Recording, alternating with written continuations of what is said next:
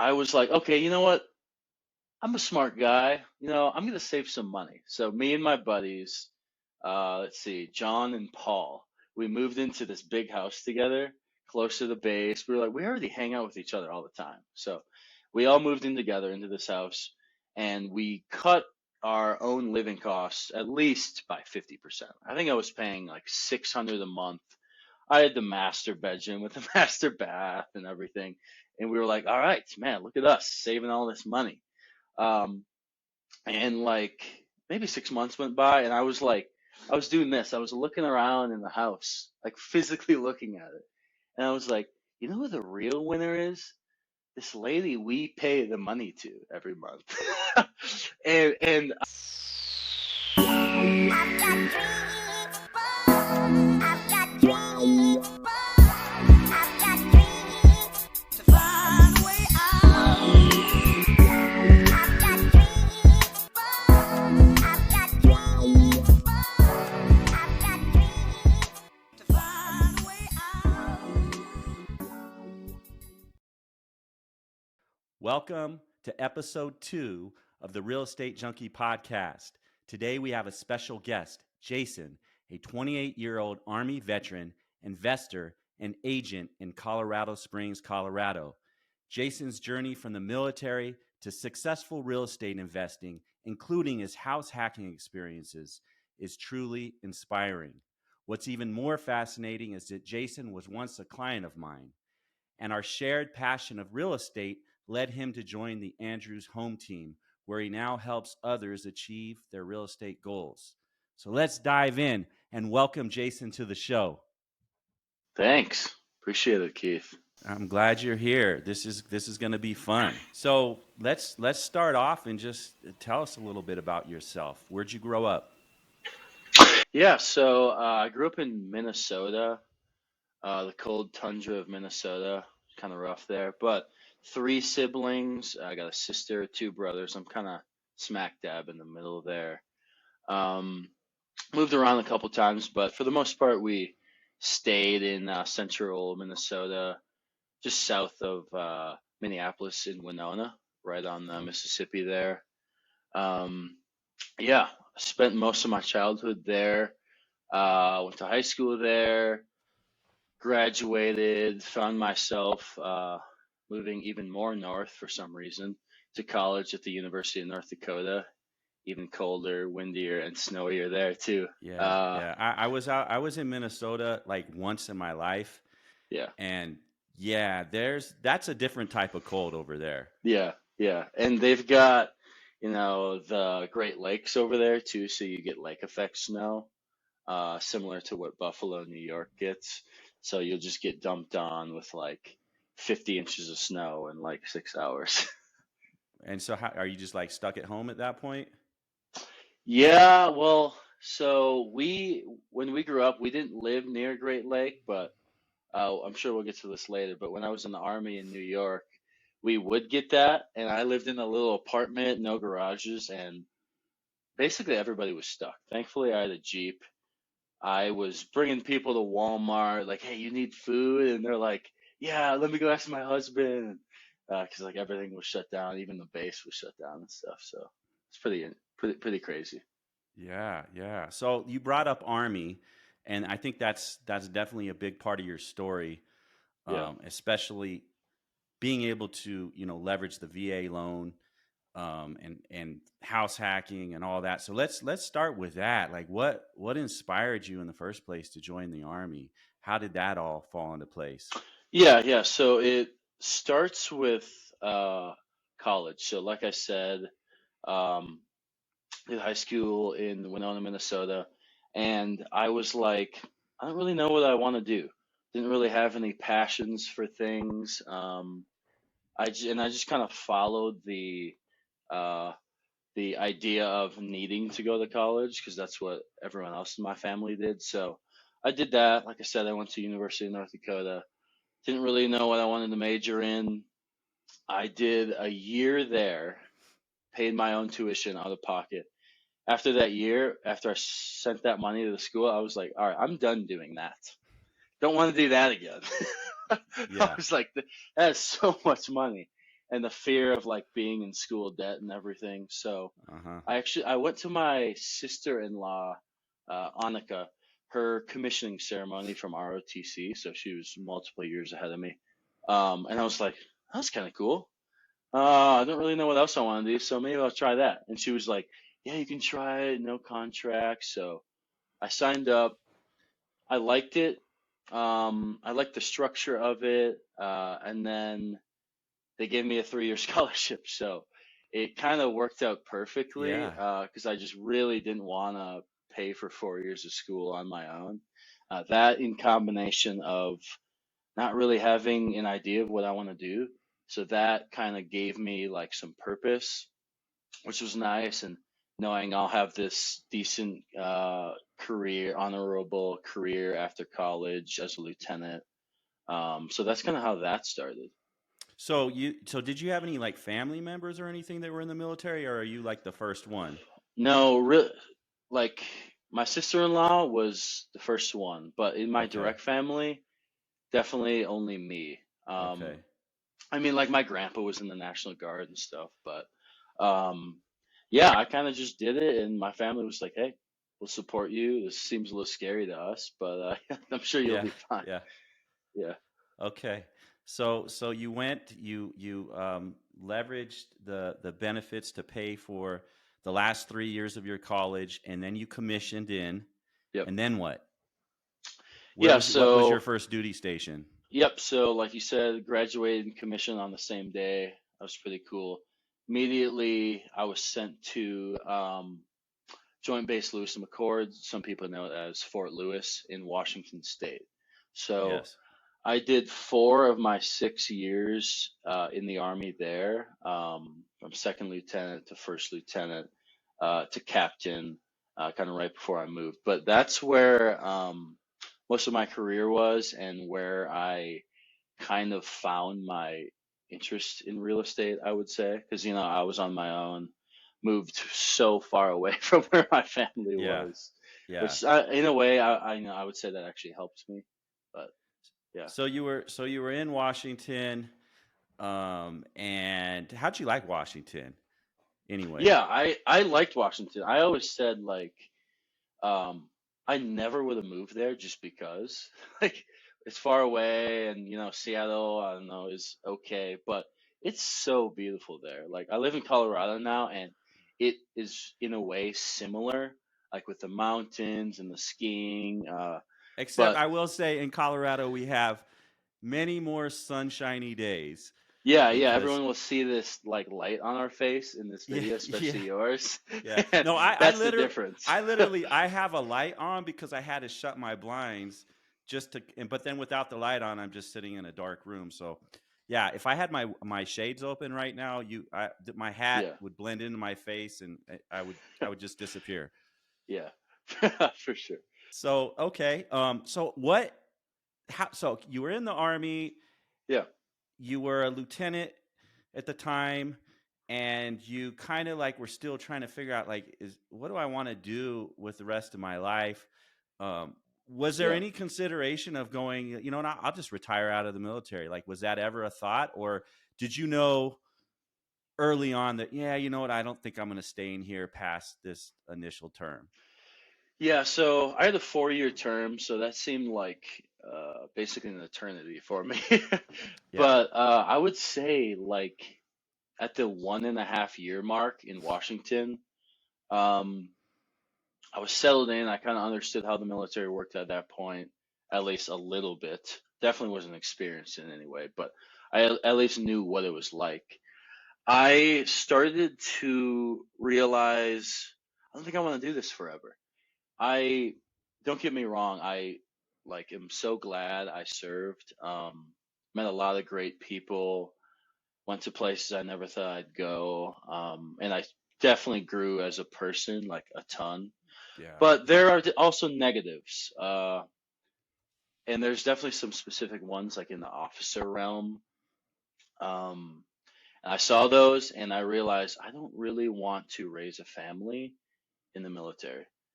Nothing, like I said, nothing against people who want to do that, but it just really, I didn't really see it being a thing I wanted to do with my family. I don't have any kids yet, so this Yeah, is yeah, very yeah, forward thinking of me at the yeah, time.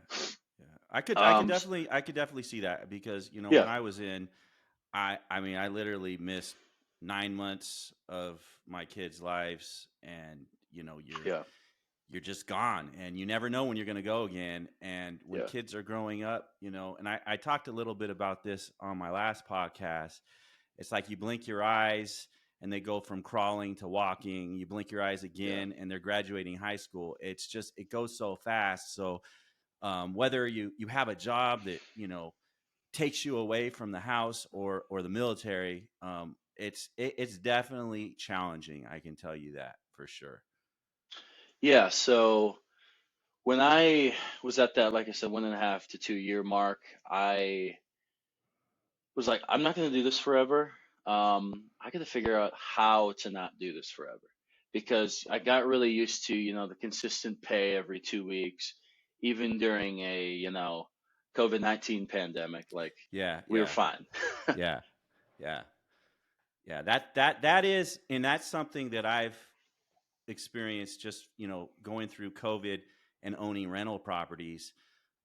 Most of my tenants are military families today, and Yeah, so throughout COVID, I didn't have a single missed rent payment. But I had a lot of yeah. friends that had rentals that their tenants just stopped paying, and they were like scrambling trying to figure out what they were going to do. So yeah, that's definitely when you have when you're working for the military, you have that steady paycheck. So Yeah. that's a good thing, definitely. And that's actually a pretty scary thing to leave too once you have it, right? I will, yeah, agreed. And I started to realize that I was getting really comfortable with it, and in a way that's a good thing, but it can also be a bad thing. I got too comfortable with it, and I was like, I don't think this is what I want to be like. I wanted a more entrepreneurial lifestyle where I make my own hours, maybe Yeah. I'm my own boss or something like that. Even though it's riskier, but I'm in real estate, so I'm kind of used to that. Okay, so let's talk about that. How did you Yeah. stumble into real estate? Yeah. So, like I said, I was like, I need to figure out a way to get out of the military eventually. So I was renting I was a lieutenant, so I was dumb and I had more money than I needed. I was renting a really nice Class A apartment for like, at the time, 1,400 a month, all on And that my was it. That own. was in Tacoma. Yes, that was in Tacoma. Okay.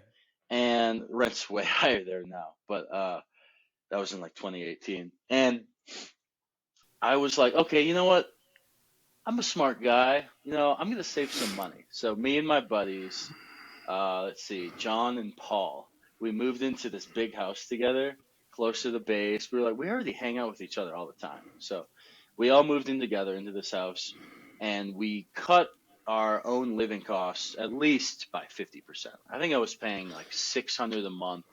I had the master bedroom with the master bath and everything.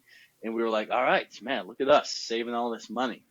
Um, and like maybe 6 months went by, and I was like, I was doing this. I was looking around in the house, like physically looking at it.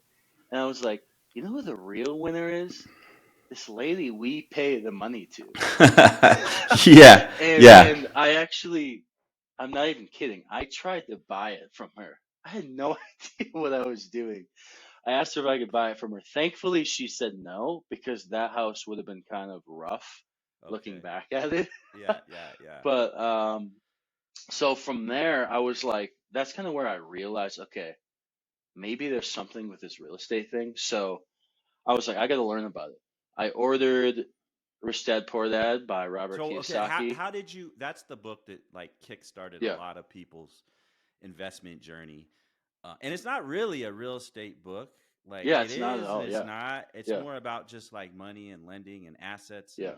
and all that. But what? How did you stumble onto that book? Had you heard of it before, or So when I got that initial interest about real estate from thinking about the lady that owned that house, I joined it's called like WARI, WAREI, Washington Real Estate Investing, a Facebook page. And I think I made a post like, "Hey, I'm just starting out. Like, what book should I read to learn?" And that was one of them. I read a handful of books, but that one arrived the day that I left for a 1 month training event in California in the desert, at Fort Irwin there. So I brought it with me. NTC. Oh man, NTC, yeah, if anyone out there that's been in the Army, you've probably been to NTC, and it's not a yeah. fun place. or Especially JRTC. especially during the summer months. What month were you out there? Oh, yeah, I think it was like August, so it was still hot, but at night I was like, why is it so cold? It Oh was yeah, so yeah, hot yeah, during yeah. the It's day. crazy how it could be so hot, and then Yeah, at night you actually get the chills. So yeah, yeah, yep. Yeah, fun so I stuff. brought that book with me. Um, and as everybody who's been in the military knows, sometimes you do a lot of nothing. So I was sitting in the truck one day, military truck, pulled out the book, and I basically read that thing cover to cover, um, or close to it at least. Um, and I was like, whoa, okay. Like these were some heavy hitting things like on Yeah, my yeah. brain. They Like don't teach that in school. no, yeah, which is crazy. Like that blows my mind still, even I like with know. taxes and how that all works. Yeah, yeah. But yeah, and I would say the big things were the concept of assets and liabilities. Like, okay, one puts money in your pocket, one removes money from your pocket. Yeah, So yeah. I'm like, that is so simple, but it's really easy to understand and it works. And then the other one was the cash flow quadrant. If you remember it, it showed like, Uh-huh. I think it was like employee, and then on the bottom right, it was investor. And I'm like, I circled it. I'm like, I want to be that I one. want to be that. Yeah, yeah. Yeah, yeah. So, like I said, I finished the book. Um, I think about halfway through the event, and then we bussed there. So this was like 20 hours of a bus Oh, ride from from Minnesota Washington there. or from No, from no, from yeah, Washington. Washington to Yeah, yeah. Fort Irwin, and I was done with the book. I was like, okay, I know I have to like do a thing now. I can't just read things and have real estate appear in my portfolio. So I was like, all right, I made like a very little plan. I'm like, okay, I want to buy a duplex. I'm like, I'm gonna be smarter than buying a single family home. So that kind of just appeared. Like I was like, I think that's smarter. So Did you hear that from anyone else? Like, because I know bigger. Had you stumbled yeah, onto bigger pockets yet, or I I think I probably listened to a couple of their podcasts before okay? that, just like casually, like, oh man, yeah, this does sound pretty smart. Um, that coupled with the book, I kind of just like had the idea. I'm like, let's do this. Let's try to get a. I wanted a fourplex, but I was too scared of that, so I just said duplex. So Yeah, yeah. I'm not even kidding. On the bus ride, I came up with a little plan, and I figured out step one, I need an agent because that's just how it works. So I'm not even kidding. I went on Zillow because I had no idea what to do. Scrolled down to the bottom, and it's like was some clickbait thing. Clicked on it. Oh yeah. 15 minutes later, an agent named Melanie was calling me. I almost didn't pick it up. I was so nervous.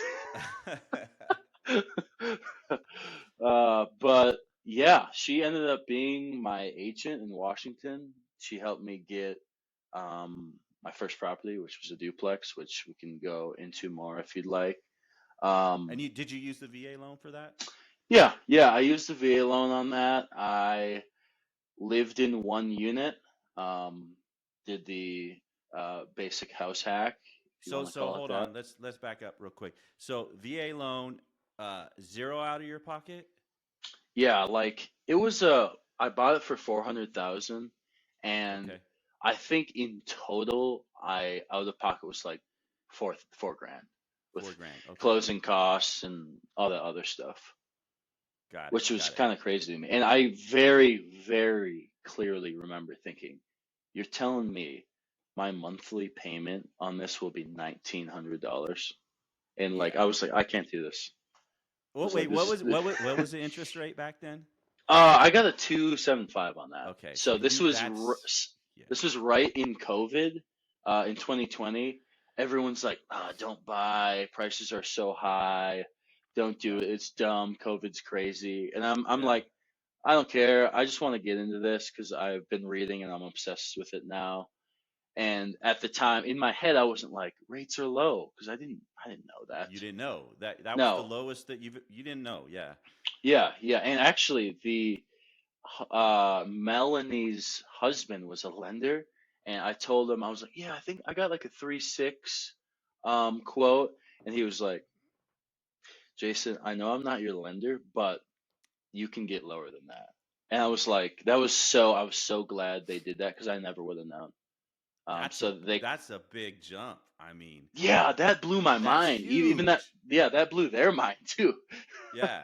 And I did like pay, I bought down the rate a little bit with like a point or two or something. But yeah, I still have that 2.75 interest rate.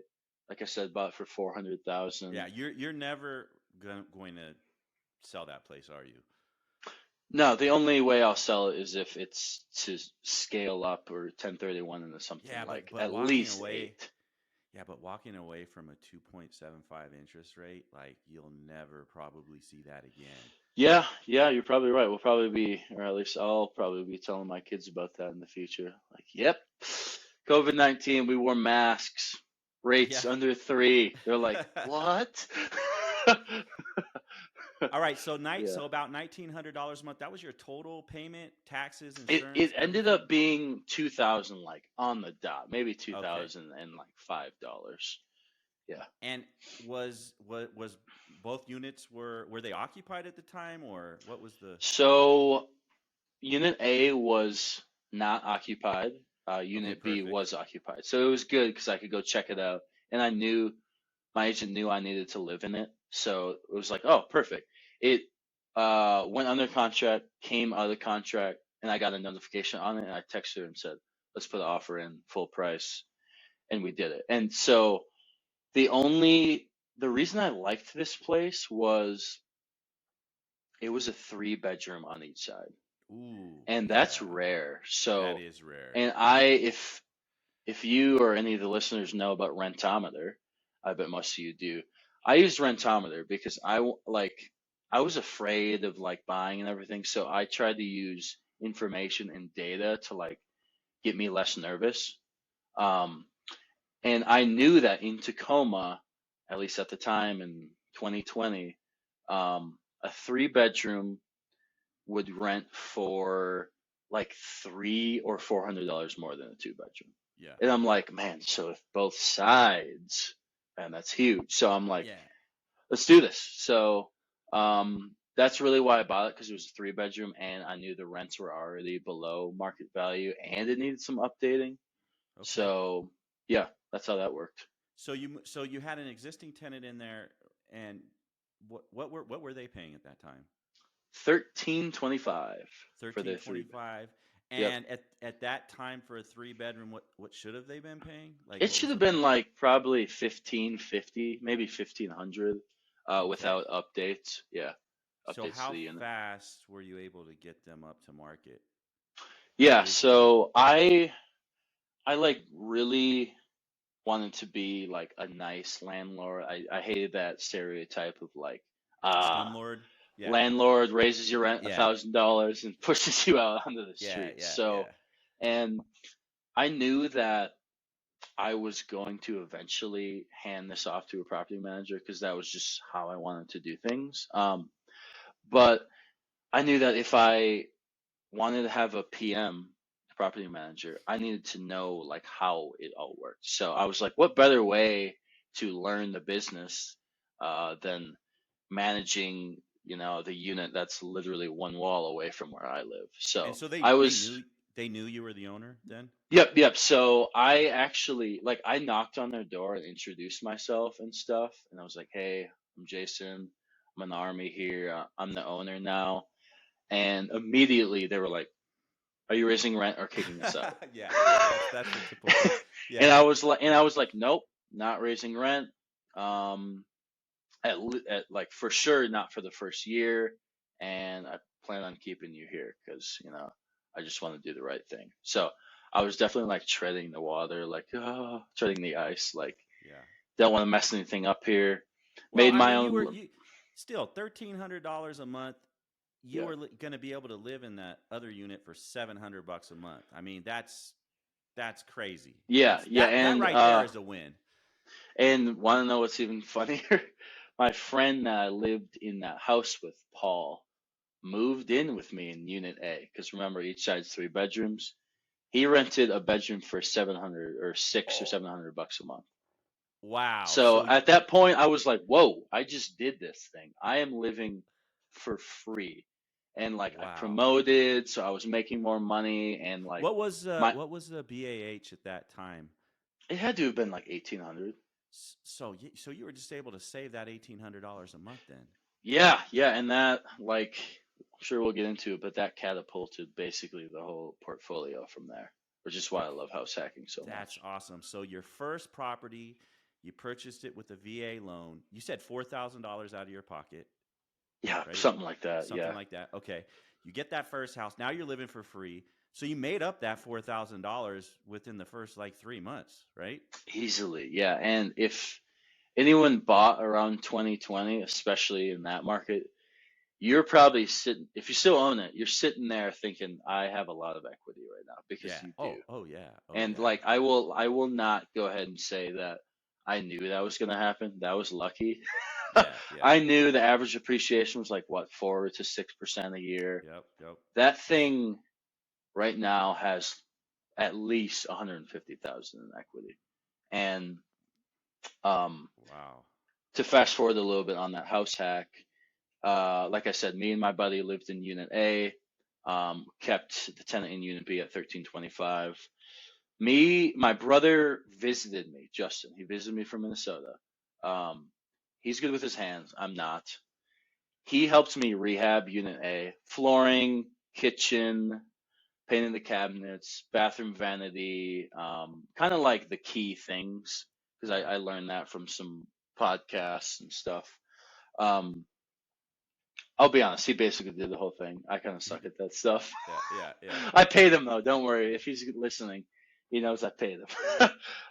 And Under the when, table. when, yeah, yeah, You might not want to yeah, say that too loud. yeah. And when me and Paul moved out, my friend, this was rehab, like I just said. Uh, it was kind of a weird timing because the tenant in Unit B also moved out at the same time. Oh So I was wow. kind of nervous about that, but I was like, you know what? She moved out. I'm gonna go ahead and hire someone because I just moved at that point to rehab Unit B. So maybe 15, 20 grand later, Unit B's rehabbed. Got both units rehabbed to a Where pretty. how did you pay for that rehab? Did you have that money saved up or Yeah, I had that money saved up because like I was living for free. It was only a couple yeah. grand to buy the house all in. So and like I promoted the first lieutenant, saving all my housing allowance, and being in the military, you barely have time to spend your own money anyways. True. True. True. So, moved out, tenant B moved out. My property manager, got both units rented for $1,900 a month. Wow. So payment, taxes went up a Wow. little bit, so payment was 2,100 a month, and it's taking in 3,800, which is what it's doing right now. Wow. So you're making after everything and you're paying a property manager. So you're netting what, like $1,600 a month, something like that off that whole Yeah, place. yeah, like if there's no crazy expenses, which there haven't really been because it was built in '04, which is for sure my newest house. But Okay. yeah, that and like that's another reason why I don't want to sell it because it's sitting on a ton of equity and it's just like It's in great shape. that right there basically pays for my wife and I's food and our vehicles every month. Just that one Nice, nice. property. So that's Yeah. one property, but you have 12 doors now, right? Yeah. Yep. So let's Six talk properties. about Yep. how did you scale that? I mean, this is 2018, right? You bought your no, No, this is 2020. 2020. Yep. 2020, you bought your first one. We're towards the end of 2023 and you have 12 doors. Talk about how Yeah. you got there. What did you do next? Yeah. So like I didn't do anything crazy. Like my thing is I kept it simple and like you don't have to find this unicorn deal off market, in the best neighborhood to like make this work. Um, Mm-hmm. I did it simple. That first property worked out really well and I was saving so much money, promoted to captain, moved out, then it was cash flowing. So it was like the savings were like compounding at that point. Yes, yes. Wasn't married, no kids, so I was by myself. Um, with all that money I saved up, I was like, wow, I have enough money to put 20% down on another duplex and just rent it out immediately. So you So, just bought it as a straight investment, conventional yep, loan. yep, Okay, and yep, why and 20% why down conventional. duplex? You didn't have the courage to go for a fourplex at that point. I wanted one, but my agent, Cody Davis, who uh, has like 100+ doors now, um, he helped me find that one. He's big in the Moses Lake, Washington market, which is eastern, a lot smaller, but the houses were pretty cheap at that point, and the population is growing like crazy. So he found that, and he was like, "Hey, I think this would be a good deal." I said, "Okay, let's do it." Bought it for 219,000. So cheap. 219, huh? Yeah. Wow. It was in pretty rough shape, built in the 60s. Okay. I knew the seller told me that the roof had to be replaced, so couldn't bring that up in the inspection or anything because I already knew about it. So I bought that and You bought it whew, as is with the yeah, roof damage and everything. Okay. yep. It was scary because I sent a $55,000 wire to buy that place. And I was like, that amount of money, like, just was crazy. Yeah. Um, but like at that point I was like, I believe in this fully, so Yeah. let's do this. And I knew that, you know, putting more down payment, my monthly payment would be less. And, I had a zero down loan, so I kind of didn't want to do multiple zero to, like, even though I really couldn't. I wanted to Yeah. be kind of like have some higher leverage, some lower leverage kind of thing. So yeah, I bought that for 219. Rents were pretty low, like $900, but if you do the math on that, that's still pretty solid. Monthly payment on that's 1,100 a month. Um, one side's renting now for 950, the other is like 1,300. But this is a pretty crazy story, and I got really lucky with it. The way that I bought the ones after this is I used a home equity line of credit on this one, not my first duplex, this one. Really? Six Really? months later, and you're like, how the heck you either bought it really low in price or it appreciated like crazy? It honestly was neither. Um, so the way I did it is Cody's friend, now my friend Christian, bought the sister duplex right next to me. So Okay. literally like built in the same year, same everything. Um, I did the more like I said, 20% down, didn't really rehab it a bunch, just fixed all the major components. He sort of did the opposite. He was essentially planning on flipping it. He did an awesome rehab on it. I think he even added a bedroom to it. Um, and he ended up selling it for, oh my gosh, for sure more than 300,000. Like within 6 months of me buying the sister one for 219. Mm. So I Cody was like, "Hey, that's a good comp. You want to sell it?" And I was Yeah. like, "No, no, no, I don't want to sell it." And I was like, let me try to do a HELOC. So Smart. I knew that they would use that comp Yeah. for the HELOC at 300 plus whatever thousand and applied for it. And they're like, congratulations, here's a HELOC for $50,000. And I was like, so I did an unintentional burr with that property Yeah, you did. You um, did. in a very short time frame. And that was a little lucky. There is luck involved with some of this stuff, but I also saw that opportunity and I like went with it. I could have easily just not done that. So yeah, I got a wire in my bank account for $50,000 for a HELOC, and I split it in half. Took 25 invested into a nearby triplex with those two partners, Cody and Christian. Took the other 25, bought a duplex, which was just recently converted to a triplex in Minnesota with my brother Justin. So Okay. now I've So got partners in the mix. Yeah, you partnered up, yeah, less stress on your side because you have yeah. co-investors that can help you out. Yeah, and I was at that point, I was not, I was living in South Carolina at Fort Jackson. So I was buying a property in Washington, buying a property in Minnesota. So those two, Cody and Christian were the boots on ground there. And I brought the money to that. Justin was the boots on ground there. We went like 50-50. I actually joke because we bought it like technically in a way you would buy if you were married. Because like we're both on there like equally. It's not an LLC or anything. Okay. So is it tenants in common or is it like joint tenants? How did you set that It's up? joint. Yeah, it's joint tenancy. It's joint. Yeah, So yeah, it's like you're yeah, married. yeah. That's why it's yeah. That's why it's like we bought it like we're married. So yeah, that was more passive, but um, like the duplex with my brother, we saw that it had a office in the back with a separate entrance and a bathroom. So I was like, whoa, this was on FaceTime. I was like, what's that back there? And he told me, and I was like, let's buy this. He agreed, and let's try to convert this to a third Just unit. yeah. So, like, this took so long.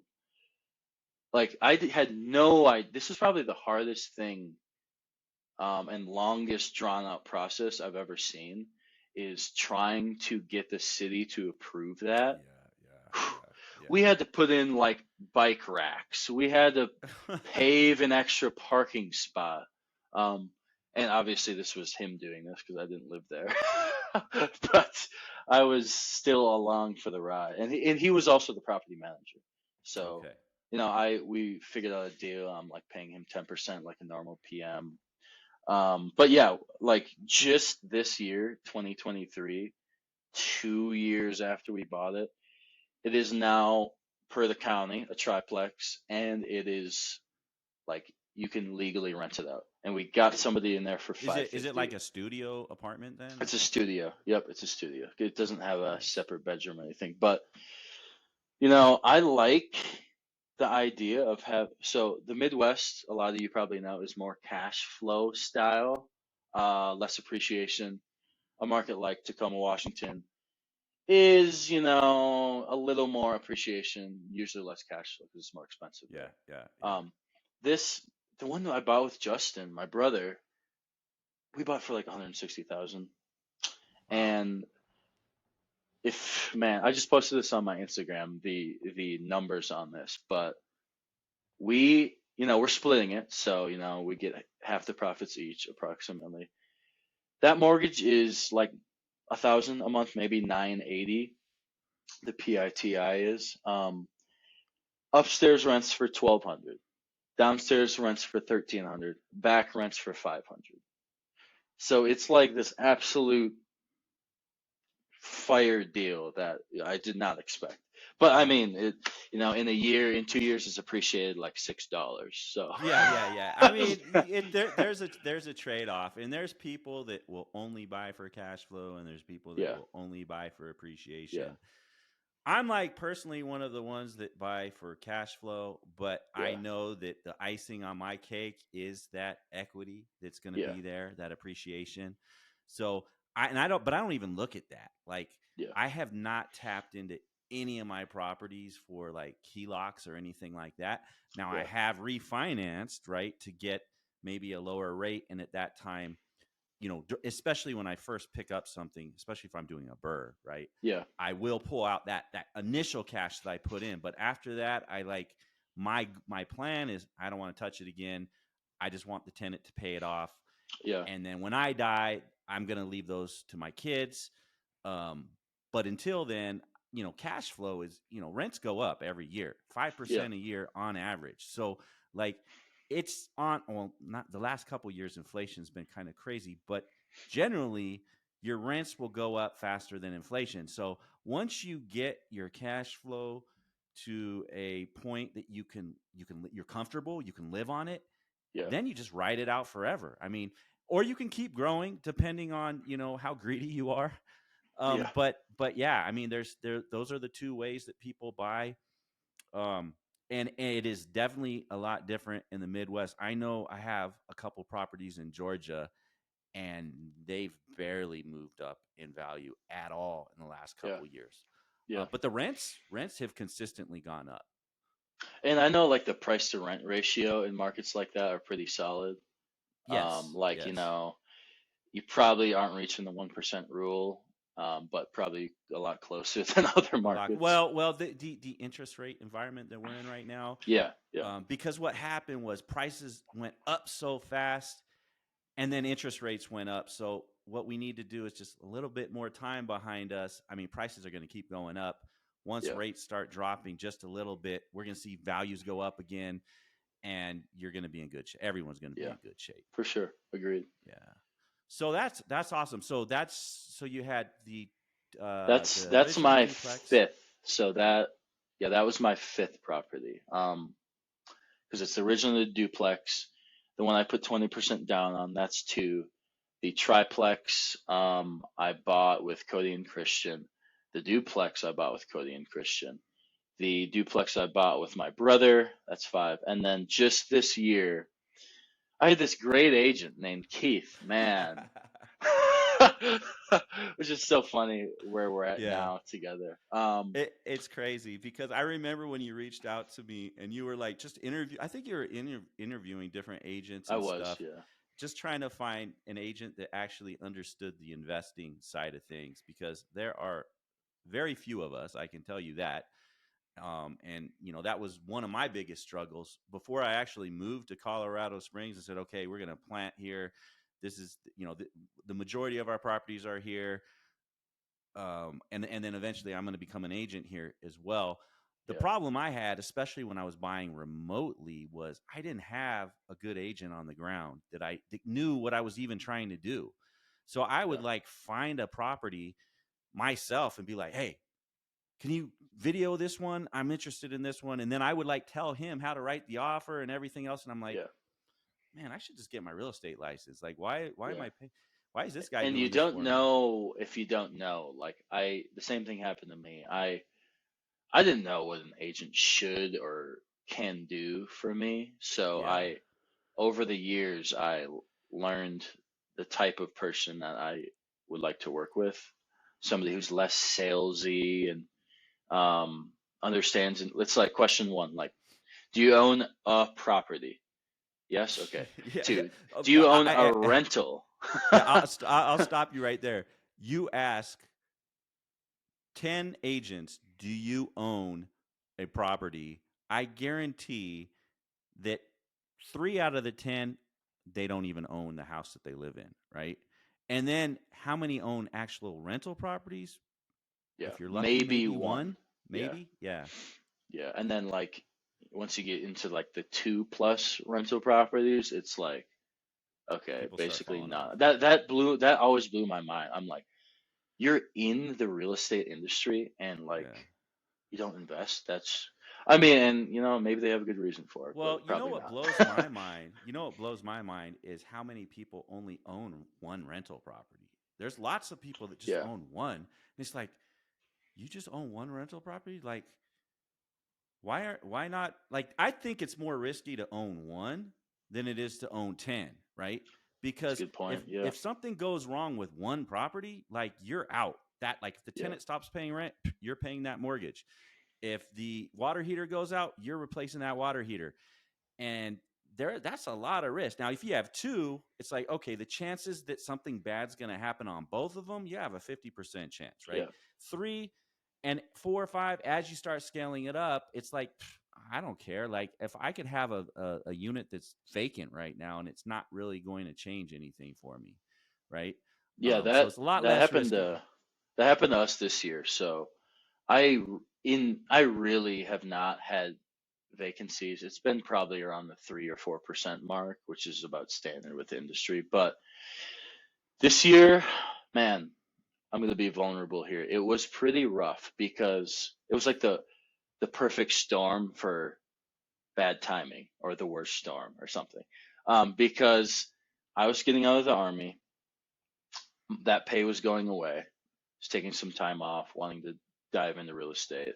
Um, on top of that, we were paying for our wedding, which was really expensive. On top of that, I had two vacant units, and it's like, that's not bad, 10 out of 12, so we're good. Like Yeah. we can pay everything, just not Yes. cash flowing as much.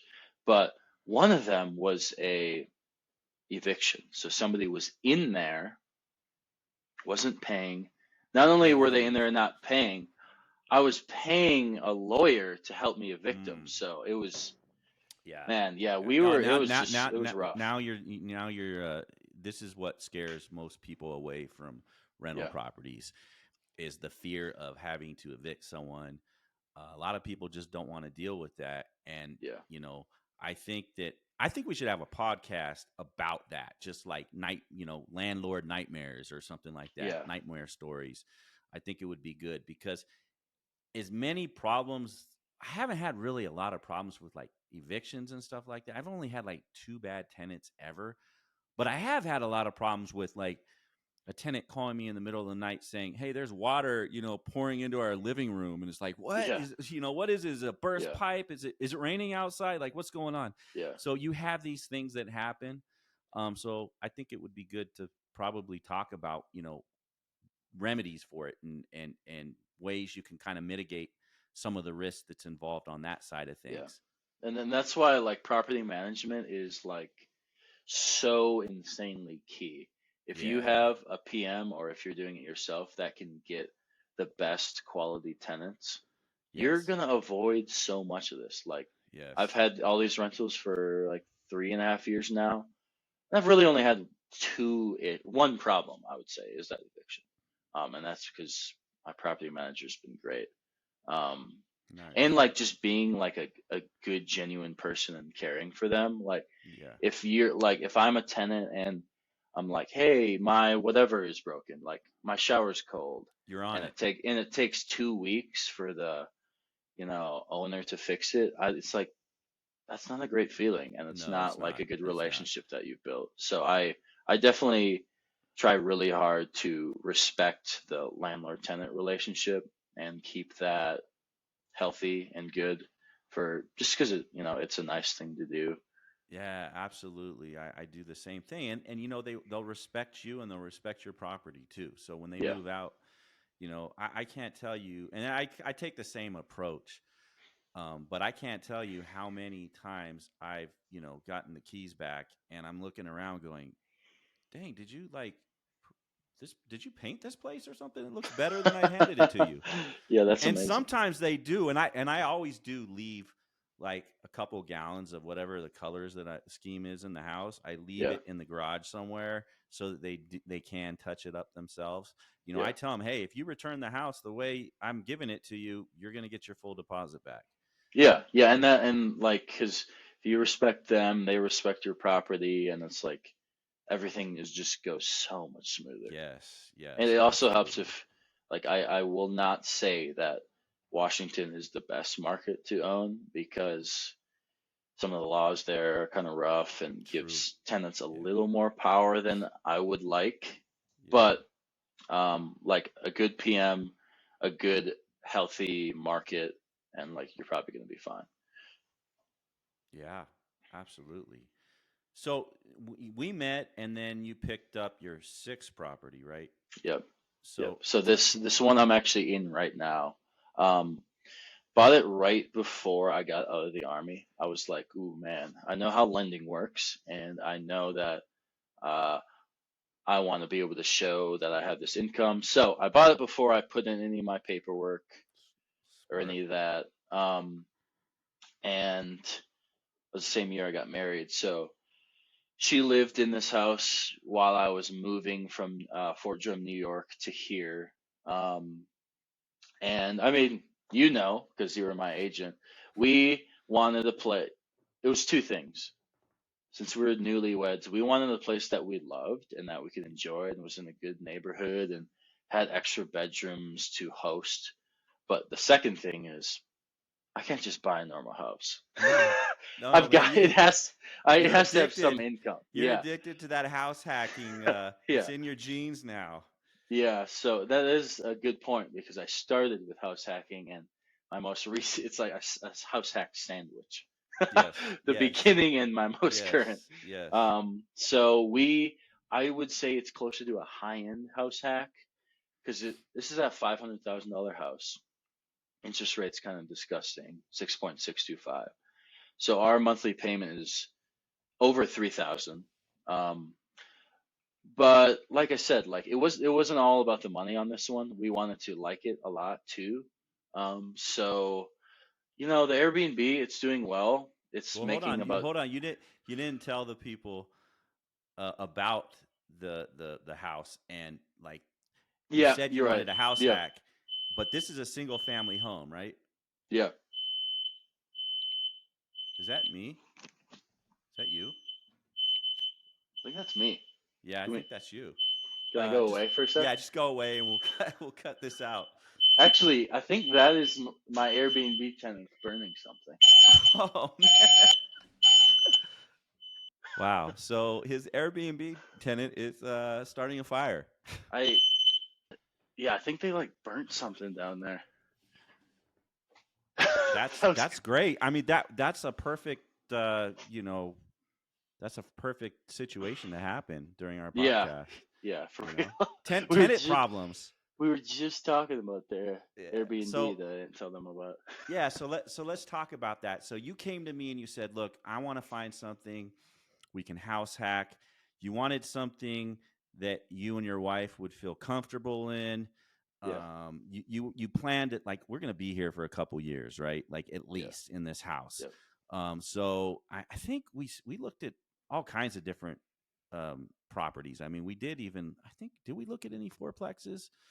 Mostly houses that No, that that you yeah, look like that we looked like we could chop up. And I think you were also interested in possibly doing something with like short term, something like that, right? yeah. I was not against it, that's for sure. And I knew that this market it was pretty healthy in. It's a popular place. People want to live here. People want to visit the mountains and all that. So tell us about the basement unit. Yeah, so this is a split level home from the 60s. So it's a big house. It's a 5 bedroom, 4 bath house, 2,700 square feet.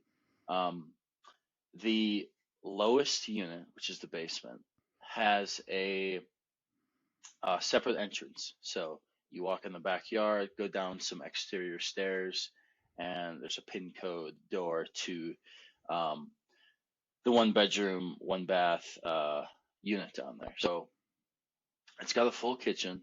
It looks really nice. It's maybe 700 square feet. And I was like, man, this is perfect for people, you know, Hmm. visiting here, coming to work. Like right now, the people who just almost burned down my house, um, they're here for a month for some medical training or something at a hospital nearby. Um, but it also works good for people who are just, coming for a couple days, Yeah, visiting their yeah, daughter or their son, maybe at the Air Force Academy or something. yeah. So, So it was um, great though. This house was pretty much turnkey. I mean, the basement came with all the furnishings and everything. So yep. you were actually able to get it up on Airbnb like right away, like the day you closed, pretty much, right? Yeah, it was, yeah, I had that like dialed in. Like I think I had a guest set to come before I even closed. That's that's beautiful. That's Yeah, and beautiful. I could have canceled it and everything, but it worked out. And I, so my wife and I talked about this for a while because it's like, okay, we, I did the math on like, all right, this $500,000 house, say it averages 1,700 a month in the short for the short term rental. That if the mortgage is 3,500, which it is, that takes the net cost for the house down to 2,000. Um, Yes. so I figured out, okay, what costs $2,000 a month that doesn't have income? So I was like trying to compare it. I was like, well, that would be a $230,000 one bedroom condo. Yeah, So it's like, exactly. hey babe, would you rather have this big house with multiple bedrooms or a small condo?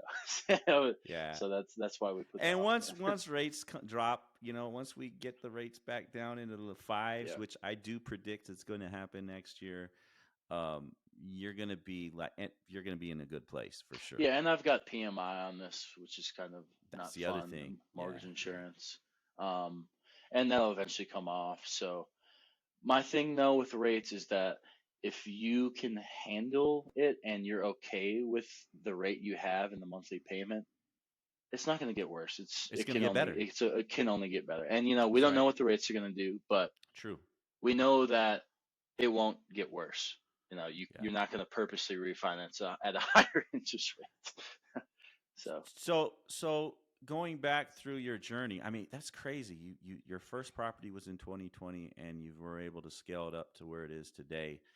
Just off of those first two are what really launched you, right? yeah, yeah, And actually, the house hacking, the first house hack, really yeah, enabled you to save all of your BAH. So you're able yeah, to save a ton of money, and that helps you get the next one and the next one and the next one. yeah, So yeah, house hacking is definitely a great way to get into real estate. And you were lucky because you had the VA loan. There's a lot yeah, of buyers out there that don't have that option. However, Fannie Mae just announced that they have a loan program that you can buy up to a fourplex with only 5% down. And that's pretty incredible because yeah, this is like going to be a conventional loan type situation versus an FHA. yeah, While an FHA, you can buy up to a fourplex, it's very hard to do it because of all the requirements that they have. Plus, they have all these other fees that are tacked in.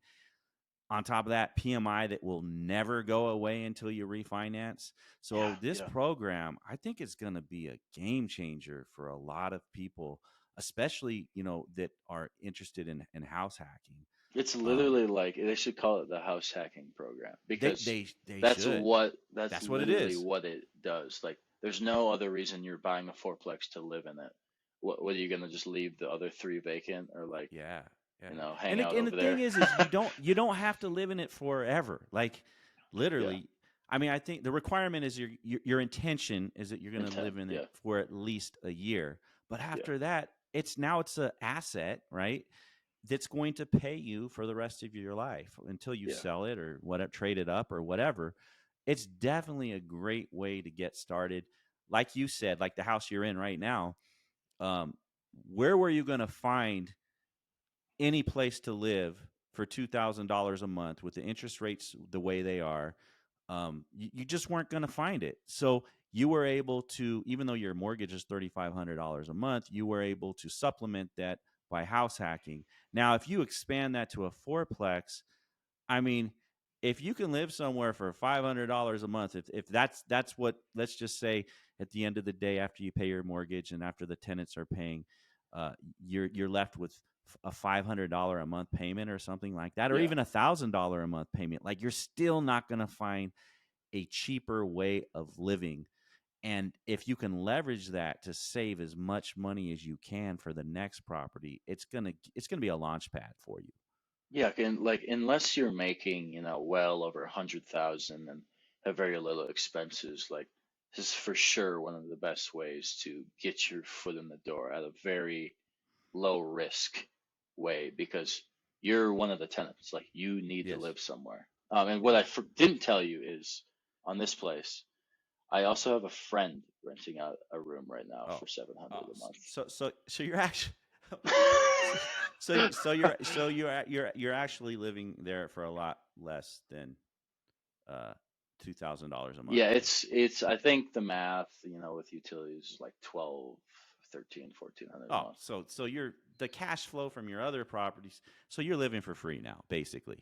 Yeah, with the cash flow Without a involved. job, like you don't have let's say you don't have an income at all, like you have enough income off of your rental properties to Yeah. pay for your existence right now. Yeah, and that was so this was obviously before we bought this place.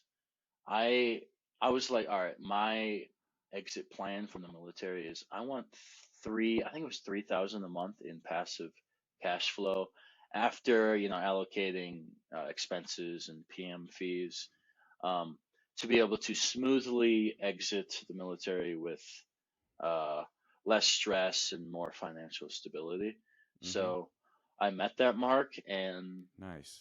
I'm so glad I did. It, gave me the courage to um, finally get out of the military and pursue something that I want to do more, which is real estate. So So now you here want to we are help now. other people. Now you want to help other people. Yeah, yeah. And I didn't in a way see this coming, but because when you're new, you can't help anybody. Yeah, yeah, If you yeah, don't know how to do it, how are you gonna help yeah, somebody else? yeah. But before I knew it, I was reaching out, friends being like, "Hey, how do you do this?" or blah blah blah. Hey, looking for some recommendations here. And I was like, man, this is really rewarding. But when it really hit me was 2-ish years ago. I was at the captain's career course. I met a friend named Ashley. She was bold enough to ask me a bunch of questions about it, because she heard that I was into it, and that sprouted a really cool mentorship relationship with her. We would meet up on Sundays, get coffee, talk about, okay, hey, if you want to get into this, like, what's your why? Um, how do you, I think you need to lower your expenses here. Because I'm telling you, she went from living paycheck to paycheck on a captain's salary, which is like pretty solid, to 18 months later, like right now, she has either 6 or 7 units. And the best Wow. part is that she does this to support her mother. And that has been like the most rewarding thing, is being able to see how this helps people and their families Yeah. generate, um, generational income, and Yes. Yes. give. Like I will definitely say I didn't get here alone. Like I've been definitely blessed with opportunities, from God, and I have a really supportive spouse in all this. So I definitely enjoy giving back and helping others who need it. So Awesome. Awesome. yeah, So how can people get in touch with you? Um, yeah, yeah. I would say I'm pretty active now on Instagram, so you can just search me. It's Jayson, Jayson, Ewert, we'll Ewert. put Yeah, that on there too, so people can get in touch with you. And once again, Jason is an agent on my team here in Colorado Springs. We are like one of the only teams out here that exclusively work with investors. We work with a lot of military folks, a lot of people that are trying to get into house hacking like Jason did. So he would definitely be a great person to talk to, if you're active duty or maybe you just got out and you're trying to get into this. Definitely get a hold of him. He can help you out. yeah, and I like just talking with people. Like networking, I almost treat that like a job now, because Yeah, I've seen how far you can go with just meeting and knowing people. That I like learning from other people. Like absolutely, people absolutely. I reach mean, out, that's I go why. get coffee with them. Yeah, that's why I started this podcast. Is I realized I talk to people every single day about real Yeah, estate because I'm a real estate yeah, junkie. Thus the name of this yeah, podcast. yeah, And I learned so much, and I'm like, man, this is. And once in a while, like I'll pull a technique from someone else and I'll implement it, and I'll see it either works or it doesn't work. I want to be able to offer that, advice and knowledge out to a broader audience because, real estate really has changed my life. It's changed your life. It's enabled us to have more, time and freedom in our lives. And, that's really what life is all about is enjoying it. Right. We don't know, our days are all numbered, right? We don't know when we are going to leave this earth or one of our loved ones is. So, working your life away is definitely not the way to do it. And so, real yeah, estate for me, anyway, has enabled me to spend as much time as I want with my family and the yeah. ones I love. So, that's been a Yeah, real yeah, blessing. yeah, same. I mean, I'm living, I didn't really go into my why, but I'm basically living it. Because I mean, this example right now, it's Monday and we just did a podcast at 10 in the morning because Yes, we can. because we And like, can. yeah, and I really look forward to when me and my wife eventually have kids, like being able to spend as much time as I can with them, make them breakfast or meet them for lunch on a random day of the week because like real estate has created that freedom of time Yeah, to be able to do that kind of stuff. So it that's why has. I think it's just so powerful. Yeah, it definitely is. Well, Jayson, it was great talking with you. Thank you so much for sharing your story with us. It's definitely an inspiring story. I wish I would have started like you did at 28 years old. I was a little late in the game, although I did, have a few real estate ventures along the way. I didn't really know what the heck I was doing. Yeah. So for you to kind of get all these pieces together and figure it out at such a early age, it's man, I can't wait to see where you're going to be in like the next 5-10 years. Yeah. What Yeah. so Me too. so before we do exit, what is your plan? Like, how far do you think you're going to scale this out? Are you looking to move into, you know, bigger and better projects? Where's your head at Yeah. on that? I like the idea of scale. So I like I like bigger things. So I want to get into like medium-sized apartments, anything in the realm of like 8 to 25 units. Um, but I also don't want to like scale forever. The current plan is buy an apartment here with my two brothers. So my one brother is a pilot, Delta. So guess who's going to bring the money to that one? Yeah. Um, and I've got the license. I understand real estate really well. And then my other brother, Justin, he's really good with property management and understanding rehab and costs for things. So we are kind of like this perfect little trifecta thing Yeah. that and we all want to do, and they both believe in it. Nice. I believe in it, and yeah, I don't want to scale forever. I think once I'm at like the 50 to 70 unit range, I might go into like a phase of get that snowballing type thing. So Uh-huh. take Uh-huh. my lowest balance loan, pay that off with my cash flow each month, and then I'll have less debt and the cash flow will go up. And I don't need hundreds and thousands of units. Would it be cool? Yeah, maybe, but that also sounds kind of like a job. That sounds like work to me. It Yeah. sounds like a lot of work. Yeah, and like I said, my thing is I keep it pretty simple.